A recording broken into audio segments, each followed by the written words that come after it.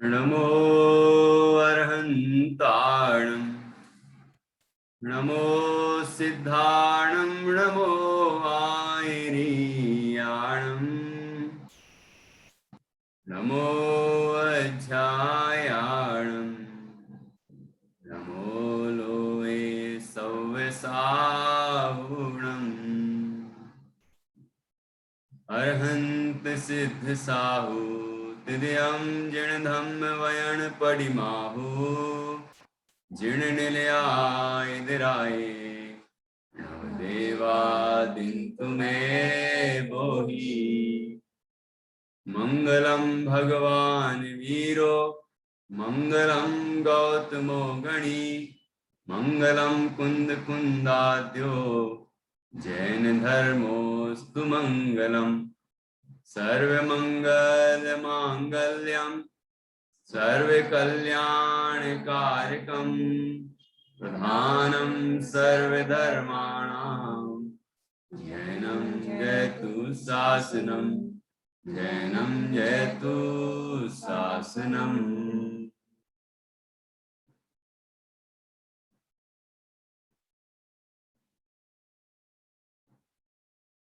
आचार्य श्री अकलंक देव द्वारा रचित यह परमानंद स्तोत्र है।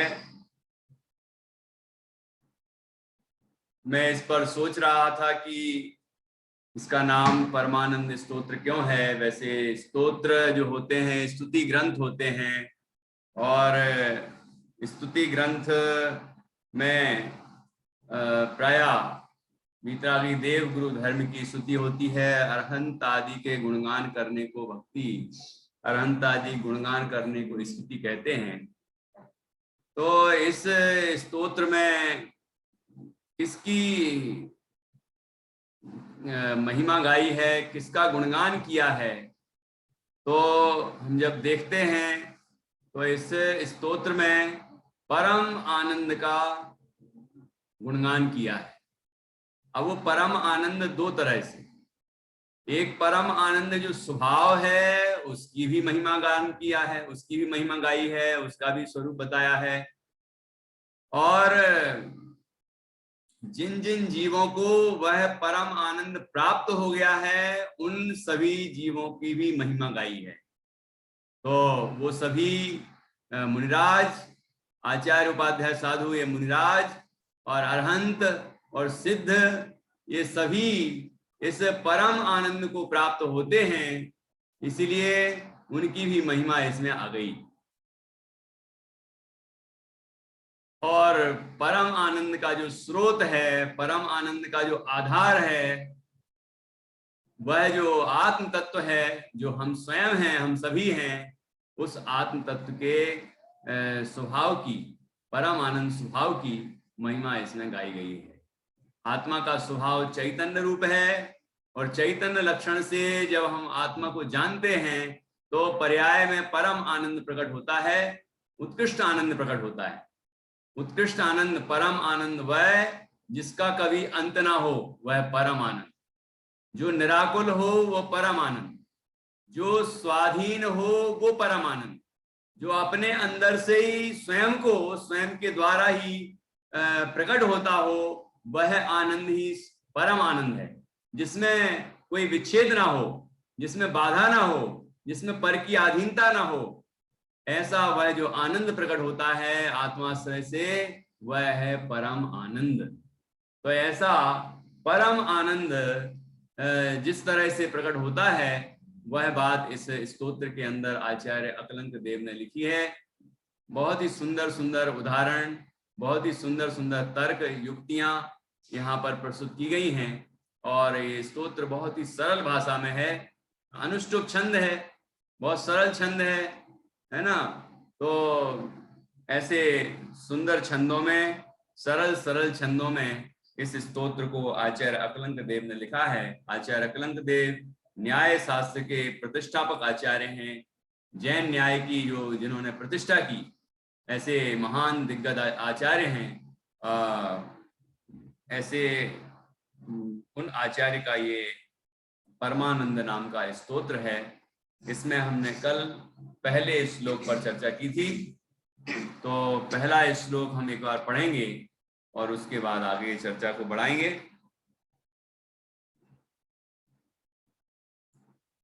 परमानंद संयुक्तम निर्विकारं निरामयं ध्यानहीना न पश्यन्ति निज देहे व्यवस्थितम्।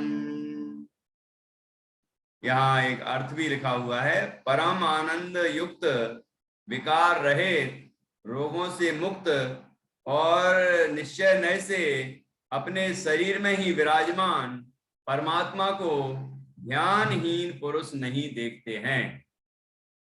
क्या कैसे अर्थ किया था कल? कि एक एक शब्द का अर्थ बताया था आपको कि परमानंद संयुक्तम, जो परम आनंद की अभी हमने बात की, ऐसे परम आनंद से जो सहित है, संयुक्त है, अच्छी तरह से युक्त है, मतलब परम आनंद से परिपूर्ण है, जो निर्विकारम, निर्विकार है, अर्थात मोह राग द्वेष आदि के विकार जिसके स्वभाव में नहीं है, ऐसा है जो निर्विकार है। और निरामयम, जो रोगों से मुक्त है, किसी भी तरह के जो रोग, शारीरिक रोग, मानसिक रोग, जो भी रोग होते हैं, उन सारी बीमारियों से जो अछूता है, जो मुक्त रहता है, ऐसा शुद्ध चैतन्य आत्मा, वह निज देहे व्यवस्थितम, क्या लिखा? निज देहे व्यवस्थितम, इस देह के अंदर रहता है। वो कौन है? कि वो हम स्वयं हैं। और ये बात किसको मालूम चलती है? कहते हैं ध्यानहीना न पश्यन्ति, उस आत्म तत्व को जो ध्यान से रहित लोग हैं वह प्राप्त नहीं कर सकते। अर्थात सकारात्मकता से देखें इस बात को, अर्थात जो ध्यान लगाते हैं, जो अंतर में आत्मा का ध्यान करते हैं, उन जीवों को आत्मा की उपलब्धि होती है, आत्मा की अनुभूति होती है। आत्मा परम आनंदमय, निर्विकार और निरोग अपने देह के अंदर ही विराजमान अनुभव में आता है। अर्थात ध्यान के द्वारा ही उस आत्म तत्व की उपलब्धि होती है। ये बात यहाँ इस श्लोक के माध्यम से बताई है। और ध्यान में आपको स्पष्ट ही हो गया है, कल भी बताया था ध्यान का ध्येय क्या, कि ध्यान का ध्येय यहाँ पर निज आत्मा है। ठीक है, व्यवहार से पंच परमेष्ठी और निश्चय से निज शुद्धात्म तत्व, वह ध्यान का ध्येय है। तो यहाँ पर बताया है मुख्य रूप से कि निज आत्म तत्व, तो निज आत्मा वह ध्यान का ध्येय है, तो उसका ही ध्यान किया जाए, है ना। ऐसा नहीं कि कुछ भी ध्यान करो, दुनिया में ध्यान का तो ढिंडोरा पिट रहा है, बड़ी बड़ी क्लासें हो रही हैं, बड़े बड़े आयोजन हो रहे हैं, लेकिन ध्यान में क्या ध्यान, किसका ध्यान, इसकी खबर ही नहीं है। ध्यान का जब तक ध्येय निश्चित ना हो तो ध्यान किसका करें। तो यहाँ पर वो ध्येय भी बताया है कि वह चैतन्य लक्षण से युक्त आत्मा ध्यान का ध्येय है, जो अंतर में देह के अंदर, देह में रहता हुआ भी देह से भिन्न जो आत्मा है, उसका अंतर में ध्यान करता है, उसमें एकाग्र होता है, उसे आत्मा की उपलब्धि होती है, अन्य किसी को उपलब्धि नहीं होती। ध्यानहीना न पश्यन्ति, ये बात अच्छी तरह से हमें याद करना चाहिए। अर्थात ये कि हम कितना ही पढ़ लें, समय सार जी पर पीएचडी कर लें, अच्छी तरह से याद कर लें, कंठस्थ कर लें और एक एक गाथा पर प्रवचन कर दें, उसकी टीका उस महीनों नहीं सालों प्रवचन कर लें, लेकिन यदि अंतर में जिस आत्मा की चर्चा समय सार में की है, जिस आत्मा का प्रतिपादन समय सार में किया गया है, जो समय सार का वाच्यभूत निज समय सार तत्व है, आत्मा है, उसका जब तक हम ध्यान नहीं लगाते हैं, ध्यान नहीं करते, तब तक उस आत्म तत्व की उपलब्धि नहीं हो सकती। ये बात पहले ही श्लोक में कह दी। आचार्य अकलंक देव है ये, आचार्य अकलंक देव बिना न्याय के कोई बात नहीं करते, बिना तर्क के, बिना युक्ति के बात नहीं करते। वैसे तो कोई भी आचार्य नहीं करते, लेकिन आचार्य अकलंक देव की बात चल रही है तो उनकी ही महिमा हम विशेष रूप से गाएंगे। तो यहाँ पर इस तरह परमानंद स्तोत्र का जो पहला श्लोक है वह बहुत ही सुंदर तरीके से यहाँ पर हमने समझा। अब इसको एक बार और पढ़ लेते हैं, किसी ने याद भी किया होगा। कल तो याद करके सुनाया था 4-5 लोगों ने, लेकिन सब ने नहीं सुनाया था, तो मैंने होमवर्क दिया था आपको कि अब याद करके आना है। तो देखता हूं कितने लोगों ने याद किया है। कौन कौन सुना सकता है? जिनने नहीं सुनाया था वो सुनाएंगे, है ना? ओके, मंगला जी ने तो सुना ही दिया था, सिद्धि आर्या की मम्मी ने भी सुना दिया था, राजकुमार जी ने भी सुना दिया था, महिमा जी ने भी सुना दिया था। अब अंजलि जी बस रह गई थी, आज भी लगता है रह गई। ये नहीं होता, बस यही नहीं कर। हाँ, ये तो पता है कि अड़ोस में कौन रहता, पड़ोस में कौन रहता, टीवी में कौन कौन आता है, उनके बाल बच्चे कौन कौन है, और उनकी पूरी पीढ़ी दर पीढ़ी पूछ लो आप तो हमसे। है वो ऐश्वर्या राय, और ऐश्वर्या राय की पुत्री का नाम क्या है, वो सब बुरा मत मानना, लेकिन आपने यदि थोड़ा सा ध्यान लगाया होता तो जरूर याद हो जाता। हाँ, सुनाइए अंजलि जी, अनम्यूट करिए, मैं सुन के ही रहूंगा आज आपसे। परमानंद संयुक्तम, जय जिनेन्द्र भैया जी। जय जिनेन्द्र, हाँ बोलिए। परमानंद संयुक्तम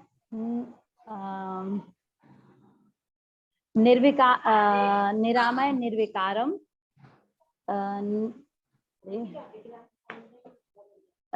निज सेकंड लाइन के वो ध्यानहीन न पश्यन्ति, नहीं, ध्यानहीन न पश्यन्ति निज देह व्यवस्थितम। क्या बात है, देखो अब थोड़ा सा कितना अच्छा। नहीं, मैंने कल उसमें से आपके उसमें से देखा था, तो तभी याद हो गया था उसका। अच्छा, तो मैंने इतना सारा आपको फालतू में सुना दिया। सुनाना टीचर्स की आदत अच्छा होता है। हाँ, अच्छा, चलो बढ़िया। ओके, और पक्का करेंगे आप। देखो, ये तो समझ में कि नाम है बड़े सरल है ना। पहले नंबर क्या कहा? परमानंद संयुक्तम, निर्विकारम निरामयम, ये एक लाइन हो गई पूरी। ध्यानहीना न पश्यन्ति निज देहे व्यवस्थितम, उसमें कितना कोई कठिनाई है ही नहीं, है ना। और वही लय है। अब मैं उनका नाम क्यों लूंगी कि कौन सी लय है, हमारी अपनी लय है। मैं अच्छे से सुना दे रही हूँ कल। वो यदा यदा ही धर्मस्य वाली जो लय है ना, वही अनुष्टुप छंद वो भी है, ये भी है। परमानंद संयुक्तम निर्विकारं निरामयं ध्यानहीना न पश्यन्ति निज देहे व्यवस्थितम्। है ना, बहुत अच्छा। और अच्छा करें, अच्छा भाव समझें, उसको प्रयोग में लाएं। अब स्वाति जैन जी ने भी कल नहीं सुनाया था, तो आप आज सुनाना चाहेंगे तो जरूर सुनाइए। परमानंद परमानंद निर्विकारम निरामयम ध्यानहीना न पश्यन्ति निज देहे व्यवस्थितम। निज देहे, हाँ बहुत अच्छा सुनाया। निज देहे कर ले बस, निज देहे मतलब के अंदर। हाँ बहुत बढ़िया। कहाँ से जुड़ती हैं आप? बेगमगंज से भैया जी। अच्छा, वाह। बेगमगंज के तो बहुत सारे बच्चे क्लास में लाभ ले रहे हैं, पाठशाला में। बहुत खुशी है। आपके गांव के बच्चे अच्छा, बढ़िया अच्छा कर रहे हैं और निरंतर उन्नति कर रहे हैं, और आप लोग भी जुड़ते हैं, बहुत अच्छी बात है। हाँ जी, आप भी सुनाएंगी, क्योंकि कल्याण तो सबको अपना ही करना है। तो ये मम्मी जी ने सुना दिया है, अब आप भी सुनाइए। स्वाति, परमानंद संयुक्तम निर्विकारम निरामयम ध्यानहीना न पश्यन्ति निज देहे व्यवस्थितम। बहुत अच्छा। तो ये आप सास बहू बैठी क्या बगल बगल में? नहीं, मैं मम्मी है और अंजलि जैन की भी मम्मी है। अच्छा, दोनों मम्मी है। अंजलि जैन की मम्मी है। अच्छा, अंजलि जैन की मम्मी है। अच्छा, अरे वाह वाह वाह। तो आप करेली में बैठी हैं और आप बेगमगंज में बैठी हैं, लेकिन इतने पास पास बैठी हैं। वाह, ये बहुत अच्छा हो रहा है। देखो, देखो इतने दूर दूर बैठ हैं, लेकिन अभी यहाँ तो बिल्कुल पास पास ही बैठे हैं। और विद्यालय में भी पास पास बैठ सकते हैं, विद्यालय में भी पास पास बैठ सकते हैं, बल्कि एक में बसते आप अनेक। जहां एक सिद्ध रहते हैं, यदि उसी क्षेत्र की सीध में यदि हमने यहाँ से ही निर्माण प्राप्त किया तो वहां से सीधे पास पास। लेकिन लगाव कुछ भी नहीं, अपनापन बिल्कुल नहीं, राग द्वेष बिल्कुल नहीं, ठीक है ना। ये मेरा कोई संबंधी है ऐसा कोई राग आता ही नहीं। तो वो तो मोह राग द्वेष तो अभी छोड़ना पड़ेगा। ये बहुत अच्छी बात है, आपने अच्छा याद किया। हाँ जी, अब और कौन सुनाने रह गया था? कोई नहीं। वैशाली जी, नहीं, विद्यांशी की मम्मी ज्योति भाभी, उनने तो सुना दिया शायद। हाँ, ये राजेश जैन साहब और भी। चलिए ठीक है, बहुत अच्छा। अब अपन दूसरे श्लोक की तरफ चलते हैं।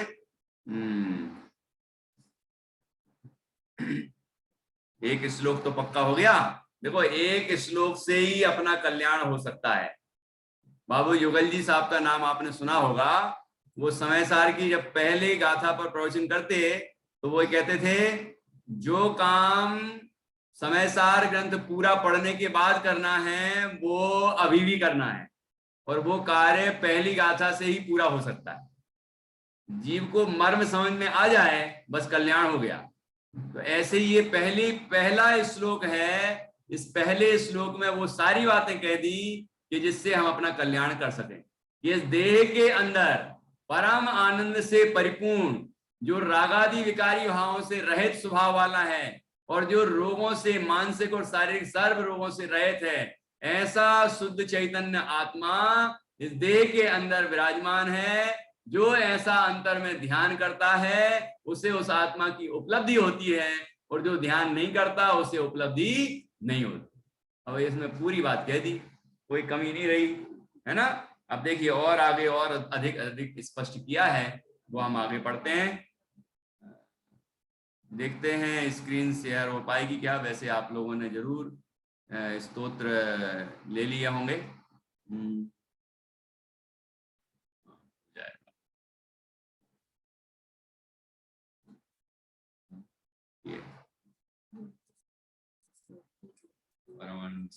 ये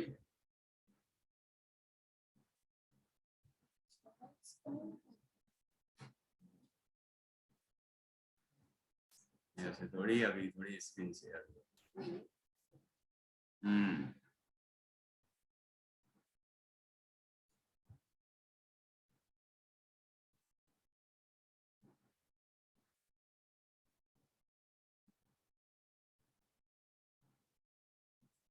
हाँ जी,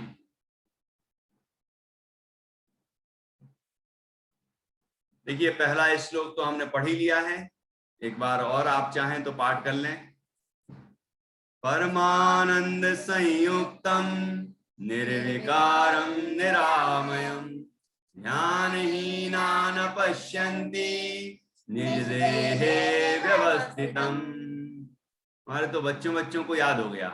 ये आरोही है ना, 6-7 साल की बच्ची है, इसको भी याद हो गया ना। ये श्रुतांश 9 साल का है, उसको याद हो गया। आरोही सुनाओगी? हाँ सुनो। परमानंद संयुक्तम निर्विकारम निरामयम ध्यानहीनान पश्यन्ति निज देहे व्यवस्थितम। आप सुनाइए श्रुतांश। परमानंद संयुक्तम निर्विकारम निरामयम ध्यानहीनान पश्यन्ति निज देहे व्यवस्थितम। बहुत बढ़िया। चलिए अब अपन आगे बढ़ते हैं। अगला श्लोक।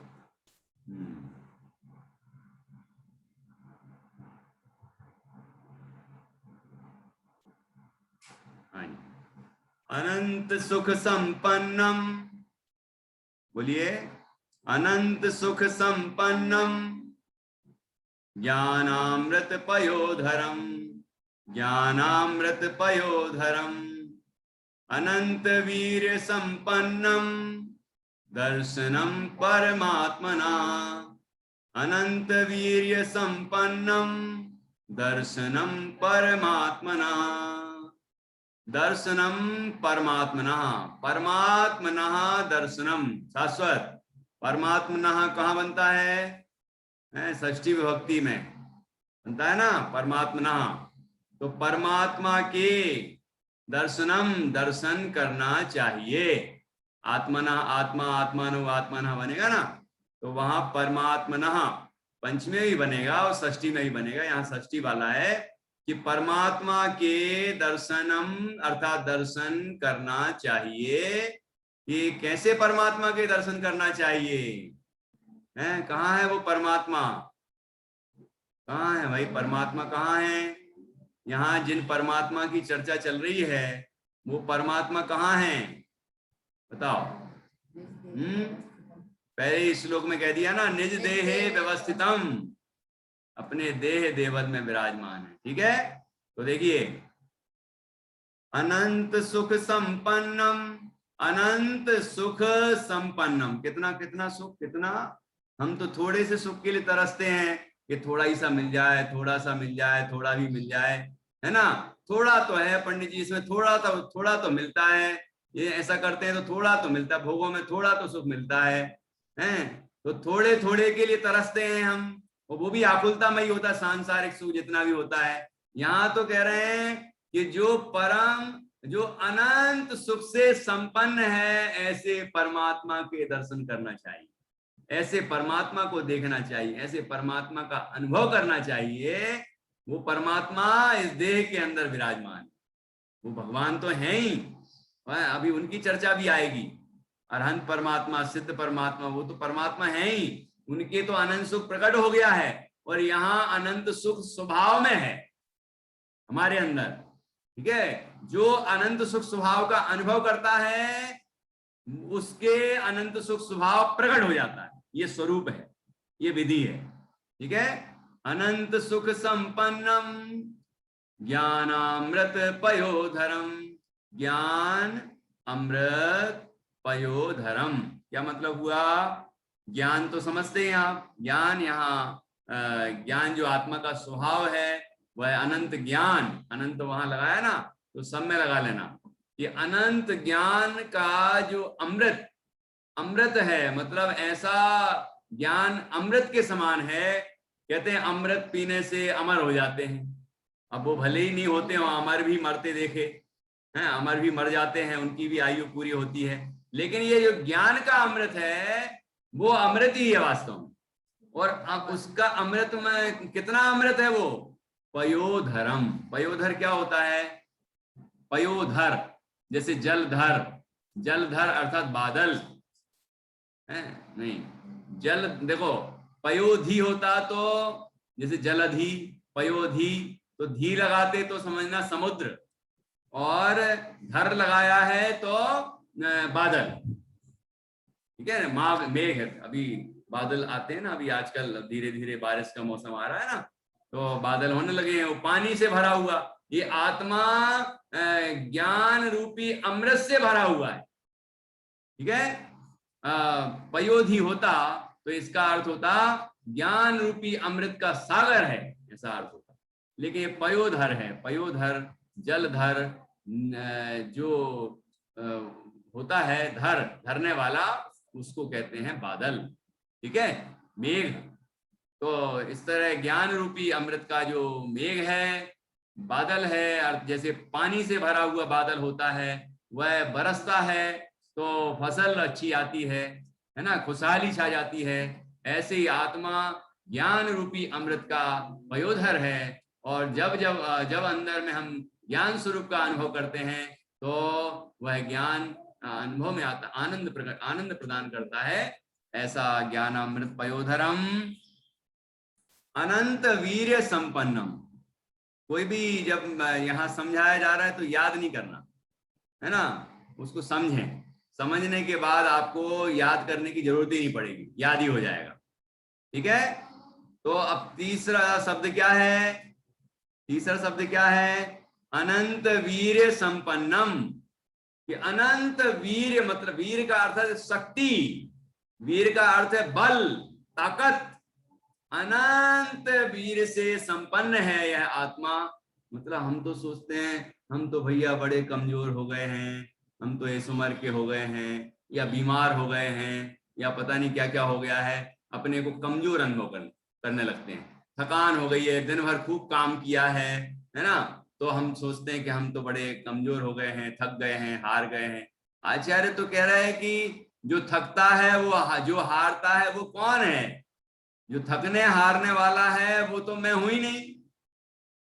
क्या प्रतिष्ठा जी, प्रतिष्ठा की मम्मी, तो वो कौन है? अपन कौन है कि जो अनंत वीर से संपन्न है, अनंत शक्तिमान है, जो अनंत शक्तिमान। ये दुनिया में जो शक्तिमान की कल्पना करती है तो व्यर्थ है ना, झूठी कल्पनाएं हैं। मतलब शक्तिमान, शक्तिमान सीरियल आता था ना, शक्तिमान, बालवीर, कहीं सुपरमैन, कहीं कौन से मैन, ये कुछ नहीं होते सब, ये सब है संभव ही नहीं है। वो परमात्मा को भी कर्ता मानते हैं, वो भी संभव नहीं है। ये जैन दर्शन में वस्तु की व्यवस्था बताई है वही सत्य है, ठीक है, तर्कपूर्ण है वो। तो आत्मा, प्रत्येक आत्मा अनंत वीर से संपन्न है, अनंत शक्तिशाली है। मतलब हम अनंत वीर से संपन्न हैं। कौन? हाँ, मैं, हम स्वयं, ठीक है, अनंत वीर संपन्नम। अब ऐसा जो आत्म तत्व है परमात्मना, ऐसा जो परम आत्मा है, सर्वोत्कृष्ट आत्म तत्व है, वो हम स्वयं हैं। जो तीन लोक में सबसे सुंदर पदार्थ है, सर्वोत्कृष्ट तत्व है, ऐसा आत्मा वह मैं स्वयं हूं, आप स्वयं हैं। उसके हमें दर्शन करना चाहिए, अवलोकन करना चाहिए, उसका हमें अनुभव करना चाहिए, उसकी हमें श्रद्धा करना चाहिए। दर्शन का अर्थ तो श्रद्धा भी होता है, दर्शन का अर्थ अवलोकन भी होता है, ठीक है ना। अवलोकन का मतलब देखना होता है। तो ऐसे आत्मा को देखना चाहिए, ऐसे आत्मा का श्रद्धान करना चाहिए, ठीक है। इस तरह इसका भाव है। अब हम इस श्लोक को फिर से पढ़ेंगे और फिर आपसे पूछेंगे हम कि इसका क्या अर्थ है, क्या समझा आपने। हाँ जी, हाँ हाँ, एक और पढ़ेंगे। अनंत सुख संपन्नम ज्ञानामृत पयोधरम अनंत वीर संपन्नम दर्शनम परमात्मना। देखो कितना सरल है, कठिन है क्या? चार पद हैं छोटे छोटे हैं। पहले क्या है? सुख, फिर है ज्ञान, फिर वीर है, और फिर दर्शन। दर्शन है ना, तो ऐसा भी अर्थ लगा सकते हैं दर्शन से। जैसे कहा ना, अनंत सुख, ज्ञान, वीर्य और दर्शनम, तो दर्शन, अनंत दर्शन। देखो, अनंत दर्शन, अनंत ज्ञान, अनंत सुख, अनंत वीर्य, वो परमात्मा के। तो अपन ऊपर और नीचे से कहीं से संदर्भ से अर्थ निकाल लेंगे कि ऐसा जो अनंत चतुष्टयात्मक आत्मा है, उसका हमें दर्शन करना चाहिए, उसका अनुभव करना चाहिए, वह हम स्वयं हैं। ऐसा अपन अर्थ लगा लेंगे। दर्शन के दो अर्थ हो सकते हैं, मतलब दोनों तरह से इसको समझ सकते हैं हम। ऐसे अनंत चतुष्टयात्मक आत्मा है, उसका हमें श्रद्धान करना चाहिए, उसका हमें अवलोकन करना चाहिए। एक बार फिर से पढ़ लें। अनंत सुख संपन्नम ज्ञानामृत पयोधरम अनंत वीर्य संपन्नम दर्शनम परमात्मना। चलिए, कौन बताएगा? फिर अपन अगला श्लोक पढ़ेंगे आज। बहुत ही सरल और बहुत सुंदर श्लोक है अगला, वो भी हम पढ़ेंगे। तो पहले नंबर आप बताएं कि रश्मि सुनाएंगी सबसे पहले। हाँ, ऐसा तो नहीं, अभी अर्थ भी पूछूंगा मैं, क्योंकि ऐसा कुछ लोग कर रहे हैं कि वो समझ नहीं रहे हैं, जल्दी से सुनाने के चक्कर में याद करने लगे। याद नहीं करना, समझ के पहले समझना है, फिर समझेंगे तो आप याद भी हो जाएगा। थोड़ा सा और पक्का करेंगे तो पक्का याद हो जाएगा। हाँ जी, पढ़िए, बोलिए। जिसमें अनंत सुख, अनंत ज्ञान, अनंत वीर से संपन्न है, ऐसे स्वयं के दर्शन करना चाहिए, स्वयं को समझना चाहिए, दर्शन करना चाहिए, अवलोकन करना चाहिए। बहुत अच्छा अर्थ बताया आपने। ये अनंत सुख से संपन्न है और ज्ञान अनंत ज्ञान से संपन्न है, और जो अनंत वीर से वीर है, संपन्न ऐसे परमात्मा अनंत दर्शन से संपन्न है, ऐसे परमात्मा निज आत्मा के दर्शन कर हमें चाहिए। वो ज्ञानामृत पयोधरम का अर्थ ही बताना पड़ेगा, है ना। ज्ञान रूपी अमृत का जो अमृत है ना, समुद्र, ऐसा करते हैं, ज्ञान रूपी अमृत से जो भरपूर है, हाँ, भरपूर है, ठीक है। ज्ञानामृतम पयोधरम। हाँ जी, अब देखते हैं कौन बताता है। हाँ, मंगला जी बताएंगी। हाँ जी, बोलें। आत्मा का स्वरूप बताते हुए आचार्य अकलंक कहते हैं कि आत्मा अनंत सुख से पूरा भरा हुआ है, संपन्नम, संपन्नम यानी पूरा भरा हुआ है, और ज्ञान रूपी अमृत यानी पयोधर यानी मेघ, पानी से भरे हुए मेघ, बादल। तो पानी से जैसे बादल भरे हुए रहते हैं, वैसा हमारा आत्मा भी ज्ञान से भरा हुआ रहता है। और अनंत वीर्य संपन्नम यानी वो अनंत शक्तिशाली, अनंत बलशाली, कि जो बल कभी नष्ट नहीं होता, कम नहीं होता, ऐसा अनंत बलशाली परमात्मा, ऐसे परमात्मा का हमें दर्शन यानी अवलोकन करना चाहिए। बहुत अच्छा अर्थ बताया। अच्छा, श्लोक भी याद हो गया होगा। बोलिए अनंत अनंत सुख संपन्नम ज्ञानामृत पयोधरम अनंत वीर्य संपन्नम दर्शनम परमात्मनः। क्या बात है, आपके मुख से ये श्लोक सुन के बड़ा अच्छा लगता है। बहुत अच्छा, बहुत बढ़िया। चांदनी सुनाओगी? याद हुआ? हाँ, हमने कल वाला भी नहीं सुनाया था क्योंकि हम जल्दी चले गए थे। अच्छा, कल वाला भी सुना देते हैं। अच्छा, कल का भी सुनाओगे? भी सुनाओगे? वाह यार, अच्छी बात है। परमानंद रही है वहां से, ये मेरी बेटी कैसे सुना रही है। निर्विकारम निराम परमानंद संयुक्तम निर्विकारम निरामयम ध्यानहीना न पश्यन्ति निज देहे व्यवस्थितम। पर निज देह मतलब जो अपने देह में व्यवस्थित आत्मा है, वो परम आनंद से संयुक्त है, निर्विकार है, इसमें कोई विकार नहीं है, निरामय है। और जो ध्यानहीन, जो ध्यान नहीं करता, वो उसको नहीं देख सकता है। दूसरा श्लोक है, अनंत सुख समृद्ध संपन्न अनेक नहीं, अनंत सुख संपन्नम ज्ञानामृत पयोधरम अनंत वीर्य संपन्नम दर्शनम परमात्मनम।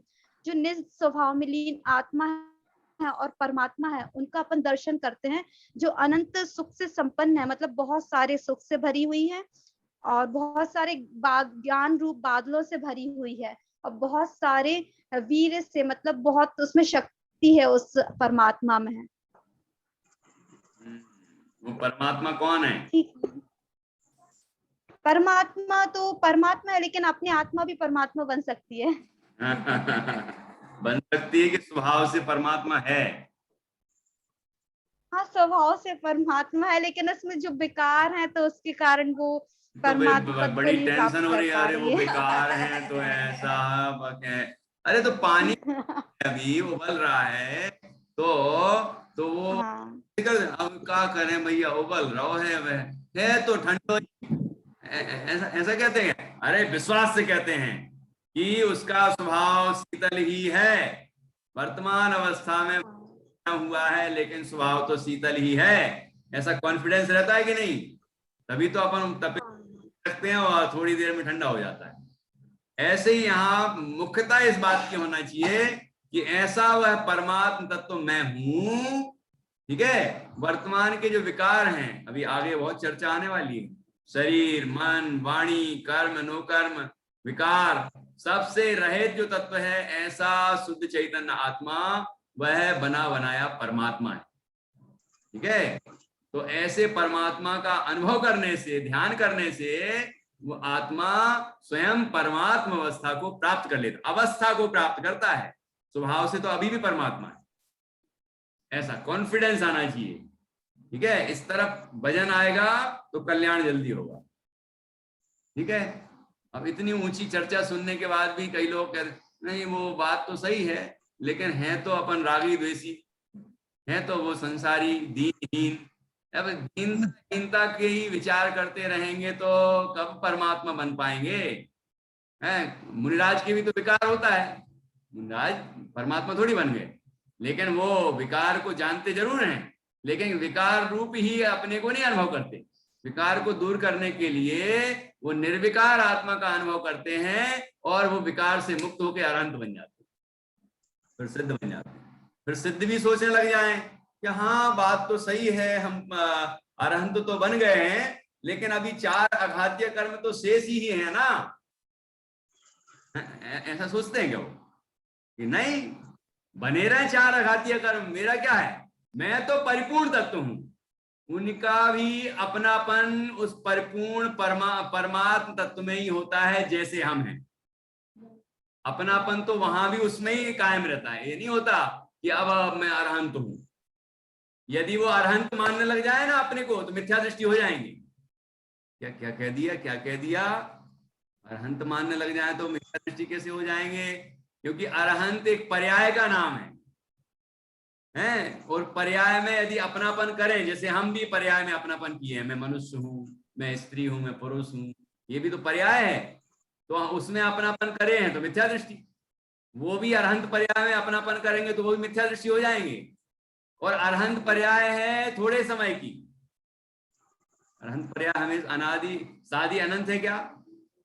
हमेशा रहने वाली है क्या? ये नहीं। फिर छूट जाएगी, फिर क्या होगा?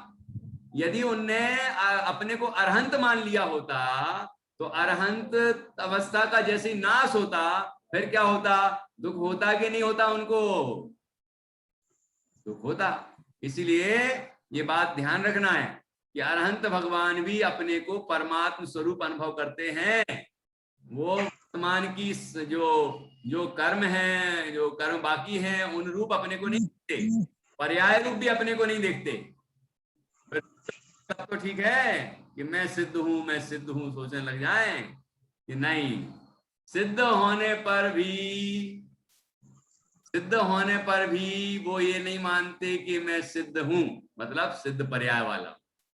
सिद्ध पर्याय है मेरे, लेकिन मैं तो अनादि अनंत सिद्ध स्वरूप तत्व हूं, ये मानते। क्योंकि पर्याय तो एक एक समय की होती है, 80वीं गाथा पढ़ी थी ना, एक एक समय की होती है। तो सिद्ध पर्याय भी उत्पन्न होगी, विनष्ट होगी, उत्पन्न विनष्ट होगी। यदि वो अपने को पर्याय जितना मानने लग जाएं तो पर्याय जैसी नष्ट होगी फिर तो उनको दुख होगा, मैं नष्ट हुआ, मैं नष्ट हो गया, मैं नष्ट हो गया, ऐसा हो जाएगा फिर। तो इसलिए सिद्ध भगवान भी मैं सिद्ध हूं ऐसा नहीं मानते, वो भी अपने को मैं शुद्ध चैतन्य तत्व हूं ऐसा ही मानते। ठीक है। जिस परमात्मा की यहाँ प्रशंसा की जा रही है, स्तुति की जा रही है ना, स्तोत्र में, परमानंद स्तोत्र में, वह परमात्मा हम स्वयं हैं। ठीक है। और जो ऐसा मानता है वो पर्याय में परमात्मा बन जाता है। परमात्मा अवस्था प्रकट होने पर भी अपने को त्रिकाल परमात्मा स्वरूप अनुभव करता है। उसके अनुभव, उसके अपनेपन में कोई अंतर नहीं आता ना। सम्यक दृष्टि से लेकर सिद्धों तक सब आत्मा में अपनापन करते, आत्मा में अपने को आत्मा ही मानते हैं। ठीक है। वर्तमान पर्याय जितना नहीं मानते, पर्याय को जानते हैं कि मेरी ये पर्याय हो रही है, लेकिन उसमें अपनापन नहीं करते। ठीक है ना। ऐसी ये सुंदर चर्चा इस परमानंद स्तोत्र में आचार्य अकलंक देव कहते हैं। हाँ जी, और कोई? हाँ, ये खिड़कियां बंद हैं, उनसे क्या पूछें अपन? क्या खोल के रखेंगे, उनसे पूछेंगे। हाँ, जो कोई सुनाना चाहते हैं खिड़की बंद करके भी सुना सकते हैं, लेकिन वो इशारा कैसे करेंगे? हाँ, अच्छा, हाँ, रेज योर हैंड्स, वो क्या बोलते हैं, रिएक्शन भेजें, तो मैं उनको अनम्यूट कर दूंगा और वो सुना सकेंगे। हाँ, सासू जी ने खिड़की खोल दी है, तो वो स्तोत्र में से एक श्लोक सुनाएंगी। हाँ जी, हाँ जी, सुनाइए।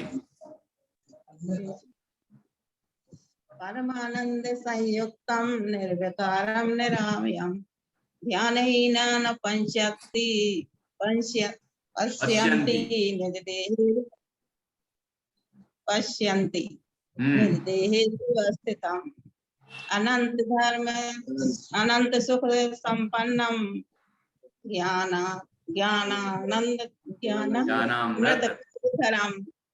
ज्ञानामृत पयोधरम अनंत वीर्य संपन्नम दर्शनम परमात्मना। क्या बात है, कमाल कर दिया आप, बढ़िया बढ़िया, अच्छा सुनाया। हाँ, शाश्वत ने तो कल भी सुनाया था, तो अब बाद में सुनेंगे, है ना? हाँ, बहुत अच्छा। अब अपन अगले श्लोक की तरफ चलते हैं, और आज एक दूसरा श्लोक भी बहुत सरल है, वो भी हम पढ़ लेते हैं। हाँ जी, अगला श्लोक, ये आपकी स्क्रीन पर है अगला श्लोक, और इससे आपको करोड़पति नहीं बनाएंगे हम, है ना? नहीं तो आपको स्क्रीन पर है, और स्क्रीन पर 1 करोड़ का सवाल है। अरे 1 करोड़ का नहीं है, सिद्ध होने का सवाल है कि ऐसा है ये श्लोक कि हम भगवान बन जाएं, ऐसा सवाल, ऐसा श्लोक है ये, ठीक है ना? वो क्या छोटी मोटी बात, अरे ऐसे कई करोड़ों अपन के पास हो चुके और छोड़ दिए, अनंतों बार मुनि बने हम, अनंतों बार, एक बार नहीं, कई बार राजा महाराजा क्या क्या नहीं बने। अपन ने समाधि में पाठ पढ़ा कि नहीं, भाव भाव में क्या क्या बना, शुरुआत में कह दिया बहुत सारा, ठीक है? अब जब देव बने हैं तो फिर क्या है छोटी मोटी चीजें, एक एक हीरे करोड़ों के होते हैं, उसमें क्या दम है? इसलिए यहाँ तो ये अनंत सुखी होने का ये श्लोक है, परमानंद का श्लोक है। तो ये तीसरा श्लोक देखिए, निर्विकारम निराबाधम, निर्विकारम निराबाधम सर्वांग, ये जो अंगा है ना, अंगा, ये बिंदी, आजकल बिंदी लगा देते हैं, संस्कृत में अभी भी यही पंचम अक्षर चलता है, ये क ख ग घ ङ है ना, न होता है ना जो बिंदी, तो अपन को सापर बिंदी के रूप में इसको पढ़ना होता है, ठीक है? डा नहीं है वो, ध्यान रखना, बिंदी है, नीचे हलंत है, वो बिंदी के रूप में पढ़ना है। संग है ना, संग ऐसा पढ़ना है, सर्व संग विवर्जितम, सर्व संग विवर्जितम, ठीक है? परमानंद संपन्नम, देखो फिर से आ गया, वो भूल नहीं रहा आचार्य, परमानंद स्तोत्र है, आचार्य कह रहे आत्मा तो परम आनंद से युक्त है, जो ऐसे परम आनंद युक्त आत्मा का अनुभव करता है वो स्वयं परमानंद हो जाता है प्रकट। ऐसी गजब की बात आचार्य कलंक देव ने यहाँ कही है ना? देखिए, परमानंद संपन्नम शुद्ध चैतन्य लक्षणम, शुद्ध चैतन्य लक्षणम, शुद्ध चैतन्य लक्षण से युक्त है, ठीक है? चांदनी क्या कहा, कौन है वो? नहीं अपन तो अशुद्ध ही हैं, वो तो कह दिया है निश्चय से कि शुद्ध है आत्मा, ऐसा नहीं, इस तरफ भजन मत देना, इस तरफ देना कि आत्मा तो शुद्ध चैतन्य ही है, लेकिन वर्तमान पर्याय में विकार है, इसलिए उसे व्यवहार से अशुद्ध भी कहा है। अब देखो कितना भजन कहाँ आया, भजन आया कि मैं शुद्ध हूं। पानी का उदाहरण याद रख लेना, पानी तो शीतल ही होता है, ठीक है? वर्तमान पर्याय में गर्म होने से हम उसको गर्म कह रहे हैं, ठीक है? इसलिए हाथ नहीं डाल रहे हमें उसमें, अभी उबलते पानी में। ये इतनी बुद्धि है हमें, इतनी समझ है। ऐसे ही आत्मा स्वभाव से तो परम आनंद से युक्त है, शुद्ध चैतन्य तत्व है, लेकिन वर्तमान पर्याय में विकार है, हम जानते हैं और उसको हम दूर करना चाहते हैं, ठीक है ना? हम स्वच्छंद नहीं हो रहे हैं, कि हाँ ठीक है पर्याय में है, बना रहने दो, ऐसा नहीं। इतना सा भी विकार है तो दूर करने लायक है। अमृतचंद्र आचार्य ने लिखा समय सारजी में 3रे श्लोक में लिखा है कि हिंदी का अनुवाद है उसका, यद्यपि मैं तो शुद्ध मात्र चैतन्य रूप हूँ, फिर भी परिणति मलिन हुई है मोहोदय से। कि यद्यपि मैं तो शुद्ध चैतन्य मात्र आत्मा हूं, लेकिन मेरी परिणति में अभी विकार है। तो परम विशुद्धि को पावे वह परिणति मेरी, आत्मख्याति नामक व्याख्या से एक शब्द छूट रहा है। तो आत्मख्याति नामक ग्रंथ की आत्मख्याति नाम की जो समय सार की जो व्याख्या है, उसको करते करते मेरी जो परिणति है वो विशुद्ध हो जाए पूरी तरह से, ऐसी भावना है। तो इस तरह उन्होंने विकार को स्वीकार किया, लेकिन विकार रूप अपने को नहीं देखा। ठीक है, मैं तो शुद्ध चैतन्य मात्र हूं, कि मैं तो शुद्ध चैतन्य मात्र हूं, फिर भी विकार हो रहा है, उसको हम जानते हैं, इसलिए उसको दूर करने का उपाय करते हैं। ठीक है, तो यहाँ कह रहे हैं शुद्ध चैतन्य लक्षणम, आत्मा शुद्ध चैतन्य लक्षण से युक्त है। ठीक है, ये 4 यहाँ पर 5 विशेषण, 1 निर्विकारम, 1 निराबाधम, 2 सर्वसंग विवर्जितम, 3 परमानंद संपन्नम, 4 और शुद्ध चैतन्य लक्षणम, ये 5। ये अपने आप में पूरा पंच परमेष्टि बनाने वाला ये श्लोक है। ठीक है, जो इसका प्रयोग कर लेगा वो पंच परमेष्टि बन जाएगा, साधु बन जाएगा। फिर आचार्य उपाध्याय साधु सामान्य रूप से साधु ही है, फिर अरहंत, फिर सिद्ध। देखो क्या कहा, निर्विकारम। तो निर्विकारम का अर्थ जो ऊपर बताया था वही है कि आत्मा रागादि विकारी भावों से रहित स्वभाव वाला है। ठीक है, निर्विकारम। निराबाधम कि निराबाध मतलब रहित, निराबाधम कि बाधम मतलब बाधाओं से, निरा मतलब रहित है, ना बाधाओं से निरा है मतलब रहित है। ठीक है, सर्व बाधाओं से रहित है, राग द्वेष की बाधाएं, विच्छिन्नता की बाधाएं, टूटने की बाधा है ना, खंड पड़ जाए, ऐसा नहीं। सदा काल एक चैतन्य रूप रहने वाला, सदा काल परमानंद रूप रहने वाला, ऐसा निराबाध। ठीक है, और सर्व संग विवर्जितम, संग का अर्थ है परिग्रह। संग का क्या अर्थ होता है, परिग्रह। तो सर्व संग मतलब सारे परिग्रह से, विवर्जितम अर्थात रहित, विवर्जितम का अर्थ होता है रहित। तो सर्व संग विवर्जितम अर्थात सारे परिग्रहों से रहित हूं। अब फिर इतने में ये महिमा जी बोलेंगी कि मैं तो परिग्रह से, आप कह रहे पूरे परिग्रह से रहित हूं, यहाँ तो पूरे परिग्रह से सहित हैं? पूरे परिग्रह से सहित हैं कि पूरे रहित हैं? ये कहाँ से देख रहे हो ये बताओ, और आचार्य कहाँ से दिखा रहे हैं ये बताओ। कि हम देख रहे हैं अपने को संयोगों से, वस्त्रादि से, शरीर से। जब परद्रव्यों की तरफ से देखेंगे तो संग युक्त दिखेंगे, परिग्रह युक्त दिखेंगे। राग द्वेषी परिग्रह है, ध्यान रखना, अंतरंग परिग्रह। वो कौन कौन से अंतरंग परिग्रह होते हैं? क्रोध, मान, माया, लोभ, हास्य, रति, अरति, शोक, भय, जुगुप्सा, स्त्रीवेद, पुरुष वेद, नपुंसक वेद, ये सारे परिणाम परिग्रह हैं। 5 पापों वाला पाठ तो पढ़ा होगा ना बालबोध का, उसमें लिखा है कि परिग्रह को सबसे बड़ा पाप क्यों कहते हैं? क्योंकि उसके अंदर मिथ्यात्व भी आता है। 5 पापों में उत्तरोत्तर सब बड़े बड़े पाप हैं।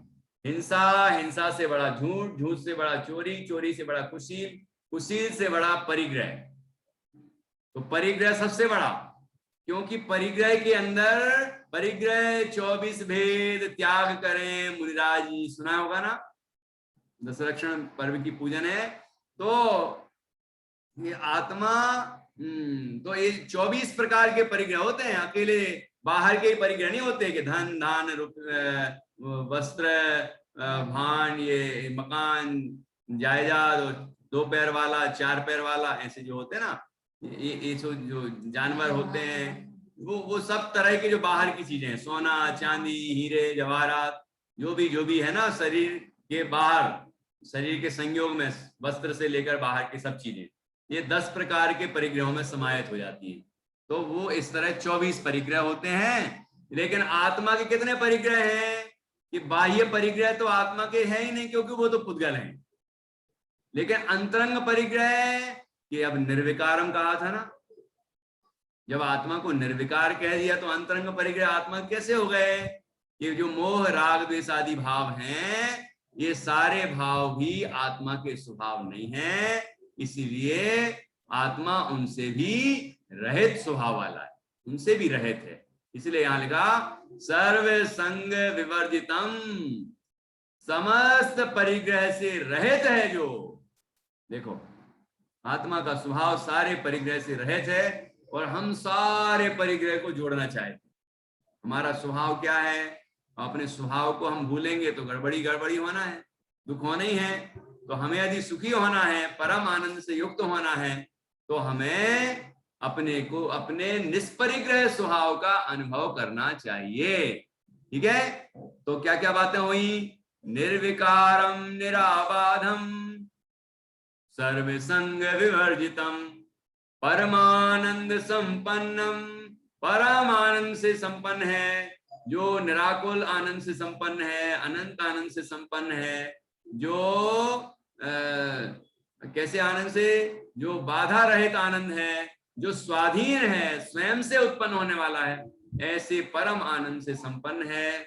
और शुद्ध चैतन्य लक्षणम, शुद्ध चैतन्य लक्षण से युक्त है। वह आत्मा, वह मैं हूं, वह हम स्वयं हैं, है ना। उस रूप हम अपने को देखें। शुद्ध चैतन्य लक्षणम, क्या होता है शुद्ध चैतन्य लक्षणम? चैतन्य का अर्थ क्या है? ये अपन ने 80वीं गाथा में पढ़ा था। चैतन्य ज्ञान दर्शन के व्यापार को उपयोग कहते हैं ना। तो ये चैतन्य में ज्ञान और दर्शन दोनों आ जाते हैं। ज्ञान और दर्शन दोनों का एक नाम चैतन्य। और थोड़ा और विस्तार से बताता हूं कि मोक्षा प्रकाशक के 7वें अधिकार में लिखा, समस्त भेद गर्भित हैं जिसमें ऐसा चैतन्य भाव वह पारिणामिक भाव है। मतलब आत्मा के जो अनंत गुण हैं वो चैतन्य में गर्भित। अभेद मतलब गुणों का नेता कौन? अनंत गुण है ना आत्मा में, लेकिन उन अनंत गुणों का नेता कौन? उनको नेतृत्व कौन करता? अच्छा ये बताओ कि ये अनंत गुण हैं ऐसा कौन बताता है? ये आनंद है, ये दर्शन है, ये वीर गुण है, ये और गुण हैं दूसरे, ये कौन बताता है हमें? ज्ञान। ज्ञान है जो नेतृत्व प्रदान करता है ना। ज्ञान ऐसा गुण है जो स्वयं को भी जानता है और औरों को भी जानता है, इसलिए उस गुण को मुख्यता दी गई है, वो लक्षण है हमारा। तो यहाँ पर उसको लक्षण मतलब हमारी पहचान बताया, जो हमें अन्य द्रव्यों से भिन्न बतलाता है, ऐसा वह लक्षण होता है। लक्षण की परिभाषा क्या है? जो अनेक मिली हुई वस्तुओं में से, अनेक मिली हुई वस्तुओं में से एक वस्तु को पृथक कर दे, उस चिन्ह विशेष को लक्षण कहते हैं। अनेक वस्तुएं मिली हैं, उनमें से एक वस्तु को अलग कर दे, है ना, अलग पहचान करा दे उसकी, उस चिन्ह विशेष का नाम लक्षण है। जैसे आपने वो सफेद रंग का नमक भी सफेद रंग का ही होता है, सेंधा नमक पीसा, ठीक, एक रख दिया आपने एक कटोरी में, ठीक।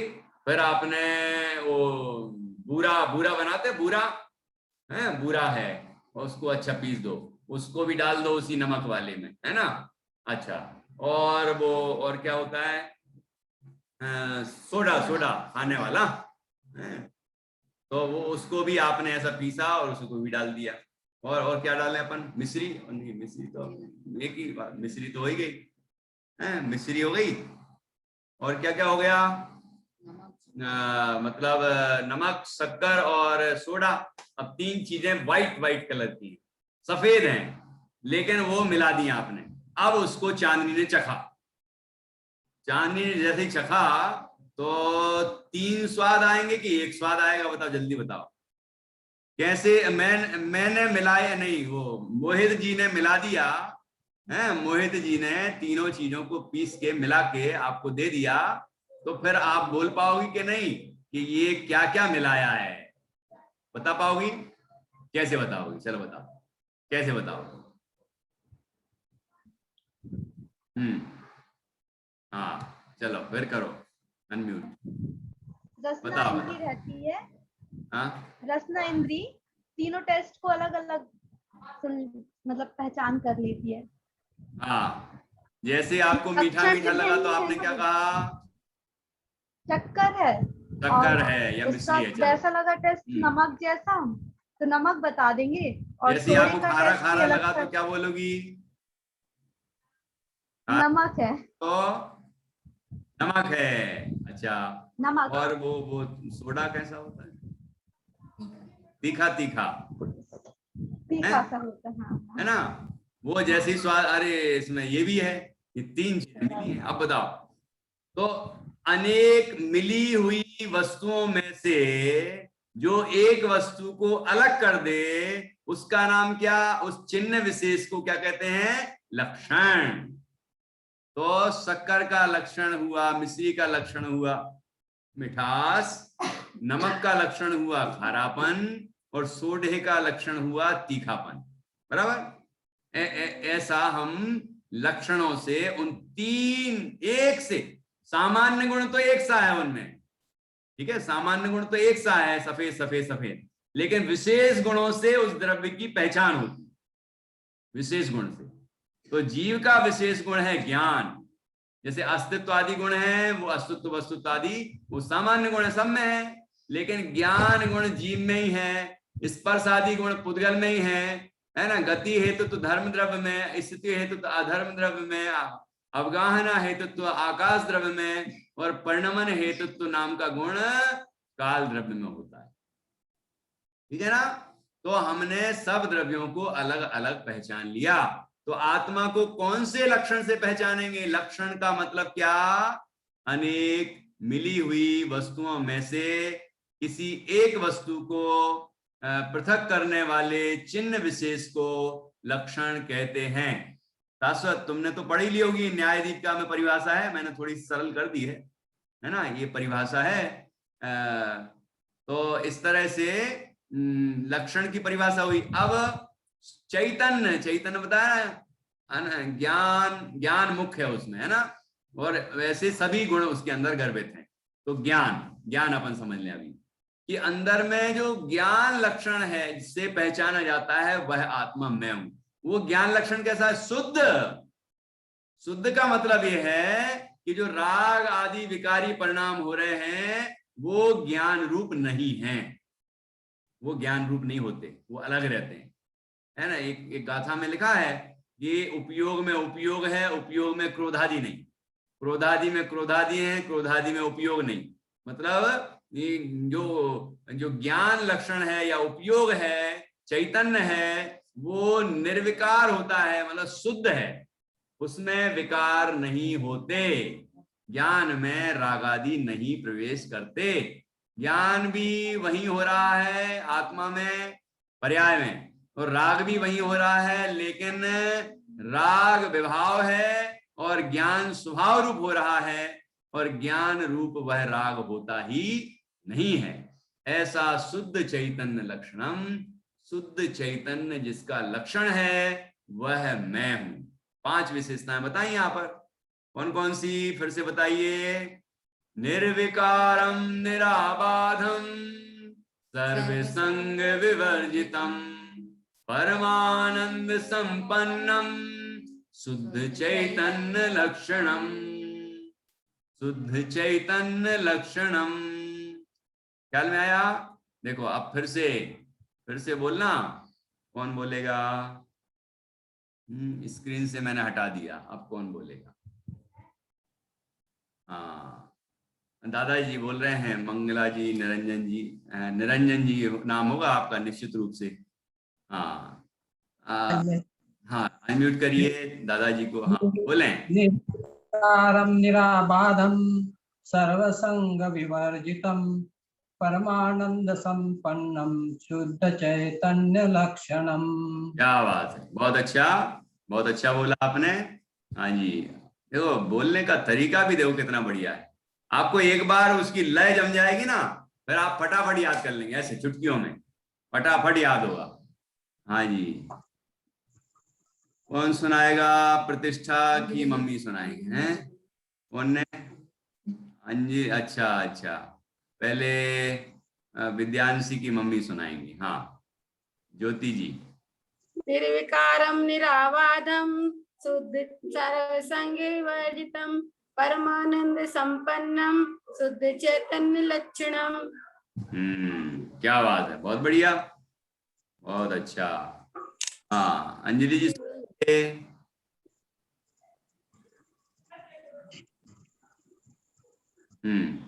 सुनाइए सुनाइए।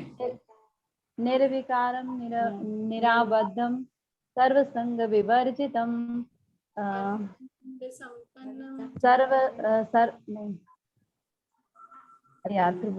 परमानंद संपन्न, ये तो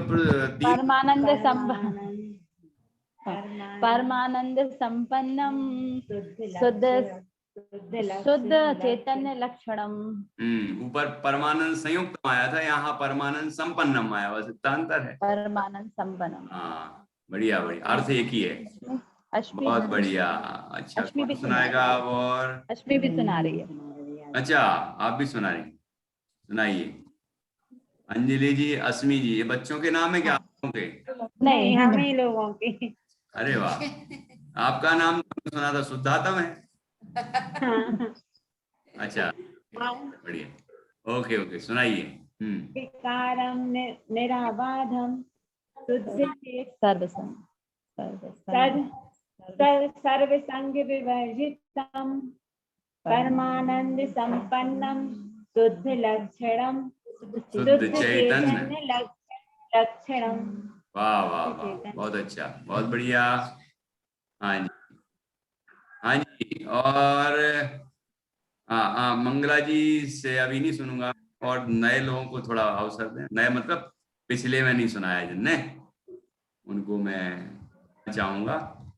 हाँ जी, शाश्वत ने नहीं सुनाया था, चलो ये वाला भाई। निर्विकारं निराबाधं सर्वसंग विवर्जितं परमानंद संपन्नं शुद्ध चैतन्य लक्षणम। क्या बात है, क्या बात है, इतना आनंद आता है। ये लय इतनी जोरदार है, इसके भाव इतने जोरदार हैं, ऐसा लगता है कि क्या बताएं। आपको भी रस लग जाएगा, फिर ऐसा लगेगा अरे परमानंद स्तोत्र कई लोगों ने पहली बार पढ़ा होगा, लेकिन वो पहली बार पढ़ने पर जब पढ़ लेंगे ना, सीख जाएंगे, फिर तो वही गाएंगे, बहुत आनंद आएगा, इतना जोरदार है। हाँ, और इसके भाव समझ के आप याद करेंगे, फिर जब आपका आत्म तत्व ऐसा बिल्कुल स्पष्ट रूप से अंदर में अनुभव में आएगा, एकदम आनंद आएगा, अंतर्मुख परिणति बनेगी। बहुत अच्छा, चलिए तो अब एक दो प्रश्न कर लें। हाँ, प्रश्न कर रही हैं आपसे। वैसे आज तो समय से शुरू हो गया था, 8:15 बजे, और 5 लोग आए थे, मैंने उनको शुरू कर दिया। मैंने कहा जिसको कम से कम जो टाइम से आते हैं उनको फायदा तो होना चाहिए कुछ, तो इसलिए सभी लोग समय से आए तो अपन पूरा समय का उपयोग कर पाएंगे। और 9 बजे मैं सोचता रहता हूँ कि 9 बजे पूरा कर दें, और जिससे कि 15 मिनट 10 मिनट प्रश्न हो जाएं। चलिए फिर तो हो गया, 5 मिनट और। हाँ जी, पहला प्रश्न, निज शुद्ध आत्मा क्या है? दूसरे का लिया था ना, दूसरे श्लोक में से है ये। निज शुद्ध आत्मा क्या है? जिसको बताना हो हाथ खड़ा करेंगे तो मैं उनको अनम्यूट करूंगा। मैं थोड़े कठिन से प्रश्न पूछती हूँ कि आपने पकड़ा कि नहीं पकड़ा, बीच में क्या बोला था पंडित जी ने, एक बार बोला था या 2 बार बोला था? जो बार बार बोलते हैं वो तो याद ही हो जाता है। धा धा से 2 शब्द आए थे, देखो अभी आ जाएगा आंसर। ध से दो शब्द आए थे। धनुष का जो होता है ना, धनुष का, उससे दो शब्द आए थे। निशुद्धात्मा क्या है किसी को पकड़ा? किसी ने नहीं पकड़ा। हाँ, महिमा जी को शायद याद आ गया है। बोलिए महिमा।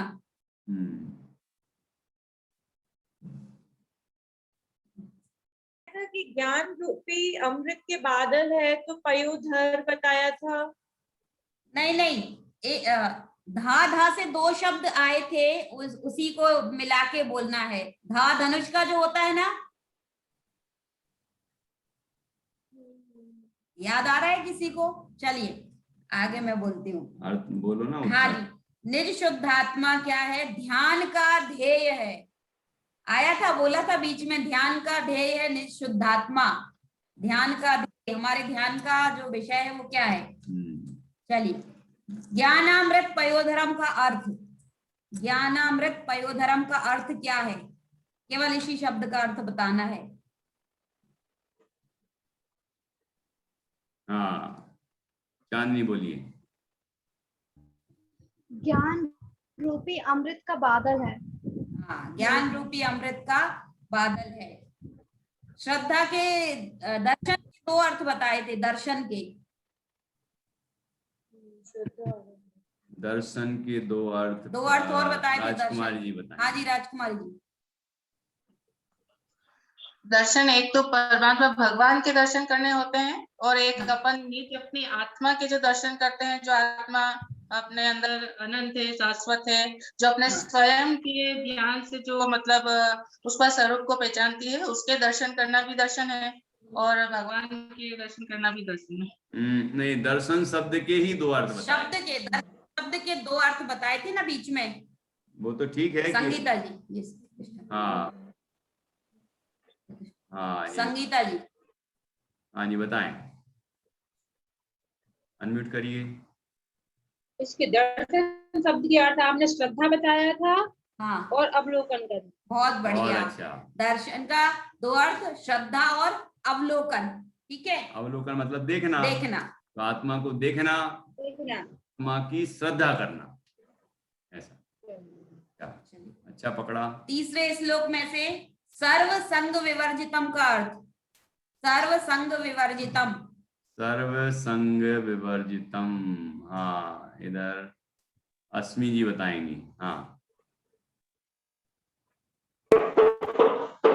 सभी परिग्रहों से रहित।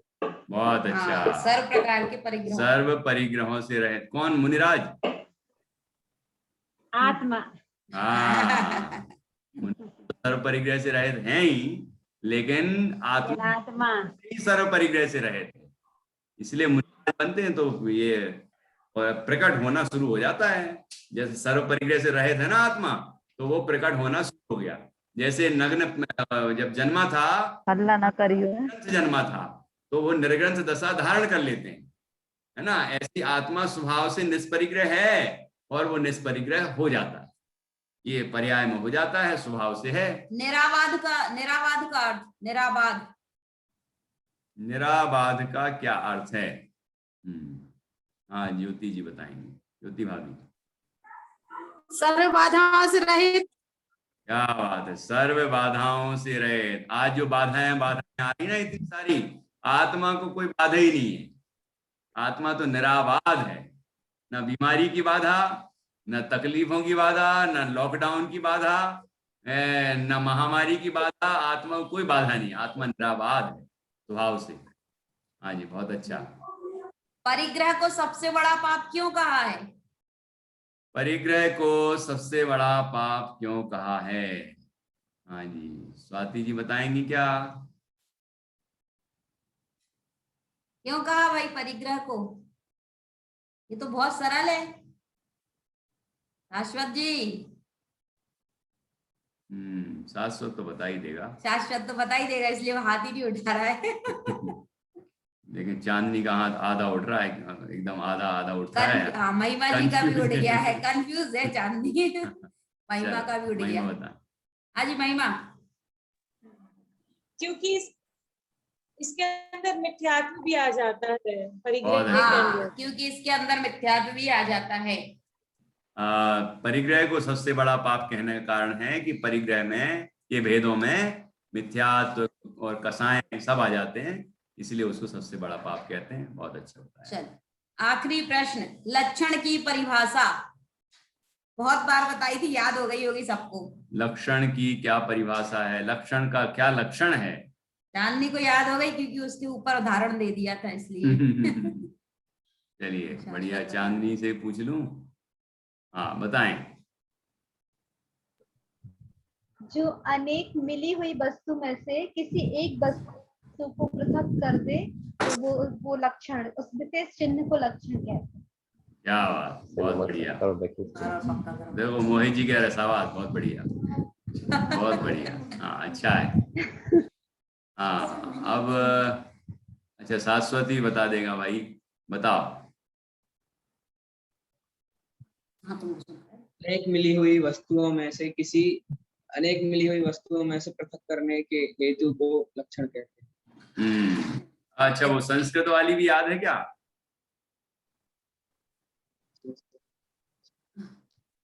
न्यायाधीश की, चलो याद करके बताना। चलो बहुत बढ़िया। ये इस तरह से हमने 2 श्लोकों पर और चर्चा की। इस तरह परमानंद स्तोत्र के 3 श्लोक हुए हैं। अब हम जिनवाणी स्तुति करेंगे। और हाँ, दूसरा श्लोक याद हो गया। हमारे बच्चों को दूसरा श्लोक याद हो गया, यहीं पढ़ते पढ़ते सुनते सुनते। चलो सुना दो भाई, आ जाओ।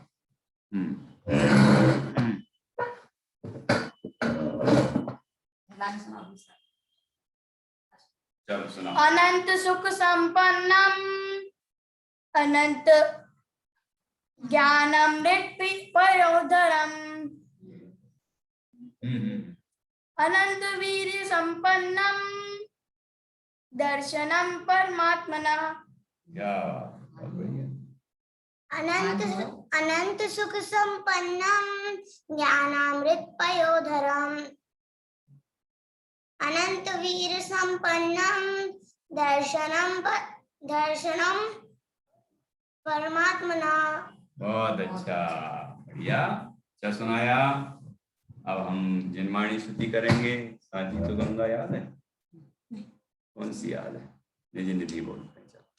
निज निधि निज में बताई यह अनंत उपकार है, इसके लिए जिनवाणी माँ को वंदना सतबार है, वंदना सतबार है, वंदना सतबार है।